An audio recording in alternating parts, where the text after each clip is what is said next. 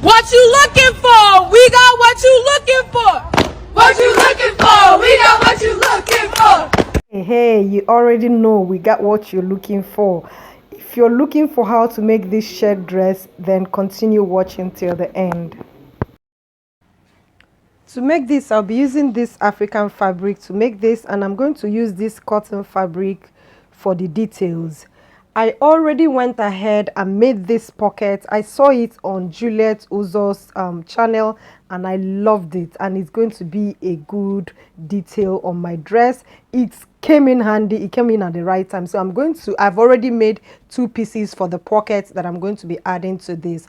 So you need 1 yard of this of plain fabric for you to use for the details for this. So I have here the Ankara that I'm going to be using. The Ankara you will use, just take your length measurement times 2 and you're going to add 4 inches for the sewing allowance, and that's the amount of fabric you need. For me, my length is 56 plus 2 inches, which is 58 times 2, and that's what I'm going to be using. So I have folded my fabric into 2, as you can see. I'll first of all cut the back. After cutting the back, I'll use the back to cut out the front. So from here to here, I'm going to get the length of my waist. Waistline is 18 inches. I'll mark it here. Finally, the length of the dress, which is 58 inches, and that's what I have here. Yeah, exactly 58 inches. So the next thing I would do is to get the neck width I'm using. The neck width I'm using is 2.75. I'll mark it here. And the neck depth for the back is 1 inch. I'll mark it. I'm going to connect this to this. So next, I'm going to, from here to here, get the shoulder width. The shoulder width I'm working with is 8 inches. Is 16 divided by 2, which is 8 inches. And I'm going to add 1 inch sewing allowance to that, which will make it 8.5. And I'm going to mark it here. This is actually to guide me for my shoulder sloping. I don't actually need this, but it will help me to get the right measurement for the shoulder sloping. So on this shoulder sloping, I will come down by 1.5. I like to use 1.5 because it sits well on my shoulder. You can go ahead and use 1 inch for that. So I'm going to connect this to this and extend it all the way to that place.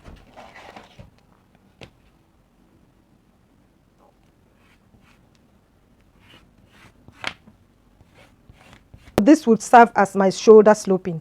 Next, on this waistline, I'm going to come in here by 3 inches. I'll mark it here, and I'm going to connect this to this. And then I'm going to come in this way, just come in a bit and go out that way. So you just make like an A-line shape from there. You just make an A-line shape. I'll just go ahead and cut out this.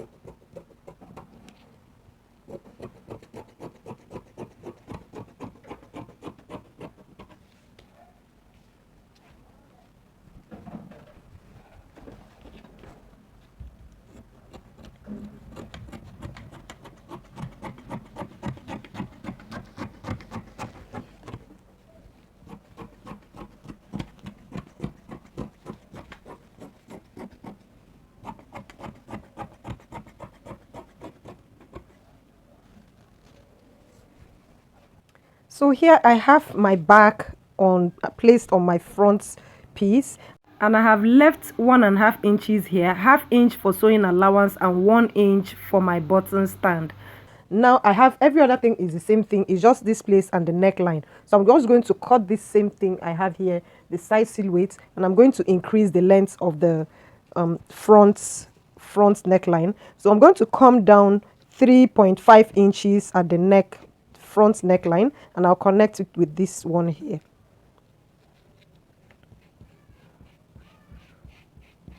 So I just go ahead and cut out all this.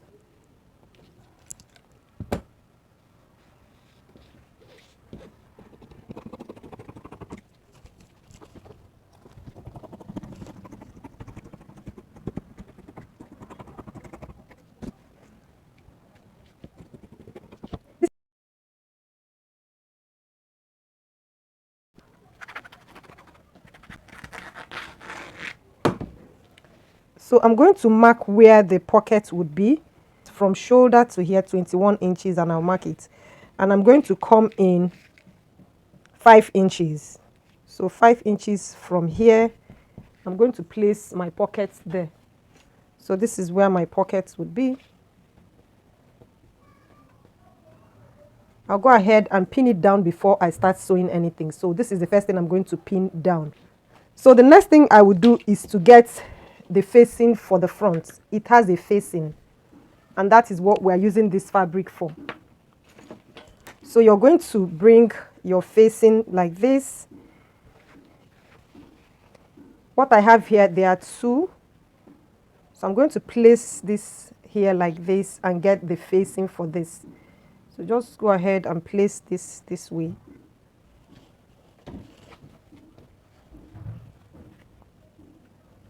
And you cut it out.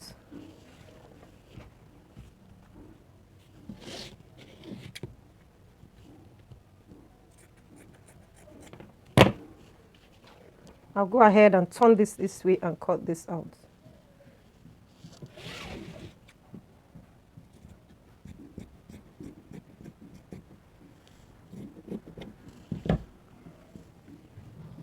So this is it like this. I will use this to turn this out.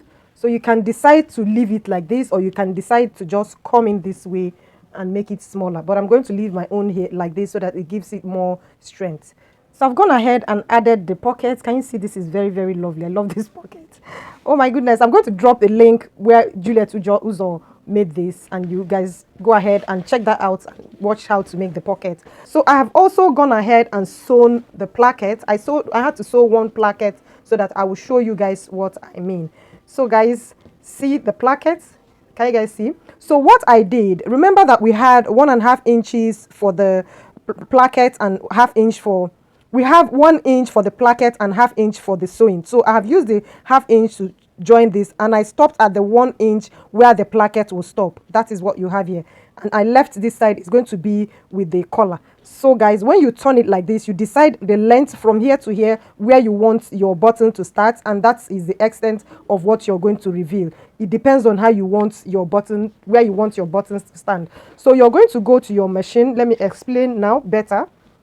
Look at the notch. I've added the notch. From here to here is 1.5. I'm going to sew away 1/2 inch. So you place this like this, right side facing together. You place it like this. Can you see the notch? So you're going to sew away 1/2 inch and sew it from here to here and turn it out.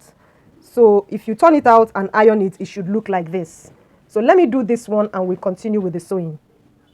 So this is it after joining the plackets. Can you guys see? So you go ahead and measure from here down to where you want the plackets, the shirt button to stand. For me, it's a female and I need it to be a little bit cheeky. So I'm going to come down 8 inches. So 8 inches like this. So my button will start here and I start placing the button all the way down. And it depends, if you want a slit in front, you can leave the slit in front. Next, we're going to go ahead and join the back to this. So you are just going to sew the shoulders, place this like this and sew the shoulder.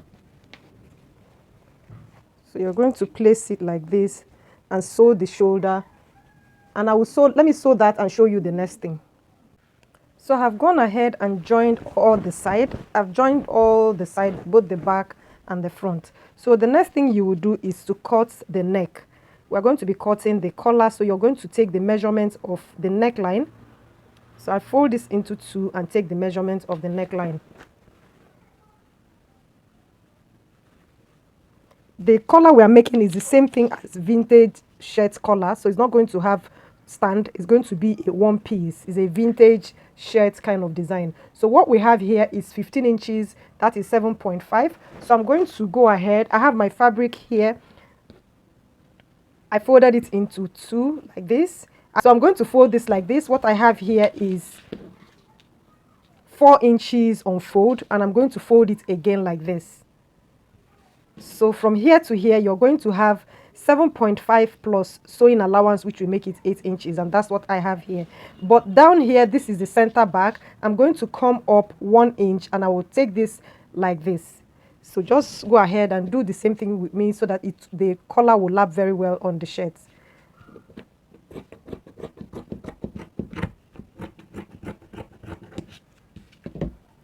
So by the time you're done, it's going to look like this. Can you guys see?